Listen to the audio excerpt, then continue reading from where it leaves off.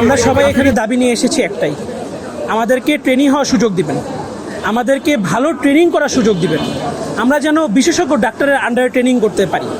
আপনারা যদি আমাদেরকে গ্রামে ট্রেনিং করতে পাঠান, আমাদেরকে শিখতেই গ্রামে পাঠান, তাহলে আমরা সেই গ্রাম থেকে শিখে এসে গ্রামের মানুষের কী সেবা দিব।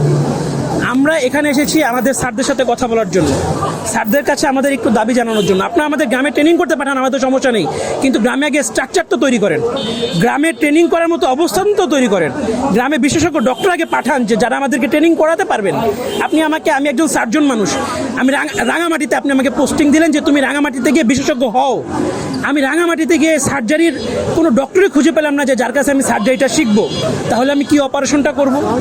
আমি একজন নিউরো সার্জন, আপনি আমাকে পাঠাই দিলেন কক্সবাজার মেডিকেল কলেজে, এমন একটা জায়গায় যেখানে নিউরো সার্জারির কোনো ভালো অপারেশনই হয় না।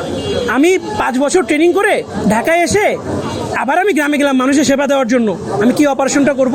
আপনারা আমাদেরকে গ্রামে পাঠান, আমাদের কোনো সমস্যা নেই, কিন্তু আগে গ্রামের বা উপজেলার বা বিভাগীয় জেলার যে হাসপাতালগুলো আছে সেগুলো স্ট্রাকচার তো তৈরি করেন, সেখানে ট্রেনিং নেওয়ার ব্যবস্থা তো তৈরি করেন। আমরা কি দাবি নিয়ে এসেছি? আমরা দাবি নিয়ে এসেছি আমাদেরকে যারা ঢাকার ভেতরে বা বিভাগীয় কিছু ভালো হসপিটালগুলোতে ট্রেনিং করতে চাচ্ছে, আমরা মাত্র কয়েকজন ট্রেনিং, এদেরকে ভাগ করে দেন, সুবিধা দেন। আমরা বিশেষজ্ঞ ডক্টর হতে চাই, তারপর আপনারা আমাদেরকে কোথায় পাঠাবেন আপনাদের উপর ছেড়ে দিলাম। আপনারা কি গ্রামে পাঠাবেন কি দেশের বাইরে পাঠাবেন? আমাদেরকে বিশেষজ্ঞ হতে তো দেন। আপনারা তো আমাদের বিশেষজ্ঞ হতেই দিচ্ছেন না, 1 নাম্বার। 2 নাম্বার কথা, এই অটোমেশন সিস্টেম যেটা, যে তুমি পাশ করেছো এখন তোমাকে আমরা একটা সিস্টেমের মাধ্যমে ফেলে এমন এক জায়গায় প্রত্যন্ত অঞ্চলে পাঠাই দিলাম, তুমি চলে যাও। এই সিস্টেমটা করার আগে আপনি আমাকে জানান, পরীক্ষার আগেই জানান, তাহলে আমি ওই সিদ্ধান্ত নিতাম যে আমি রাঙামাটিতে যাবো কিনা, খাগড়াছড়িতে যাবো কিনা, আমি সিদ্ধান্ত নিতে পারতাম।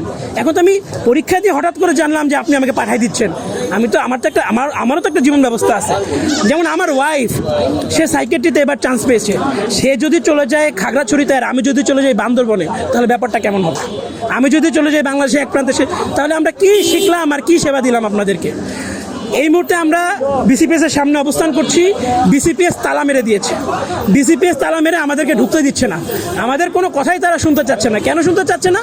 কারণ তারা আমাদেরকে তাদের মতামত চাপিয়ে দিতে চায়, আমাদের কোনো কথা শুনতে চায় না। কয়েকদিন আগে স্বাস্থ্য মন্ত্রণালয় থেকে যে ঘোষণাটা আসলো যে এটা অটোমেশন বাতিল, সেইটাকে উপেক্ষা করে বিসিএস আবার অটোমেশন দিল। এটা কি অধ্যত্বপূর্ণ আচরণ নয়? আমি তাদের প্রতি সম্মান রেখে বলছি, প্লিজ আমাদেরকে সুযোগ দেন বিশেষজ্ঞ হওয়ার। একটাই রিকোয়েস্ট, আমাদেরকে আমাদের পছন্দ মতো, এতদিন তো সমস্যা হয়নি, এতদিন তো সবাই 1500-2000 ডক্টর ঢাকায় ট্রেনিং নিয়েছে, সমস্যা তো হয়নি। আমরা মাত্র এই কয়জন ডক্টর ঢাকায় ট্রেনিং দিতে যাচ্ছি, তারপরে আপনারা সিদ্ধান্ত নেন। আপনাদের প্রতি সম্মান রেখে বলছি, দয়া করে আমাদেরকে বিশেষজ্ঞ হওয়ার সুযোগ দেন, আমাদেরকে ভালো ট্রেনিংয়ের সুযোগ দেন। ধন্যবাদ।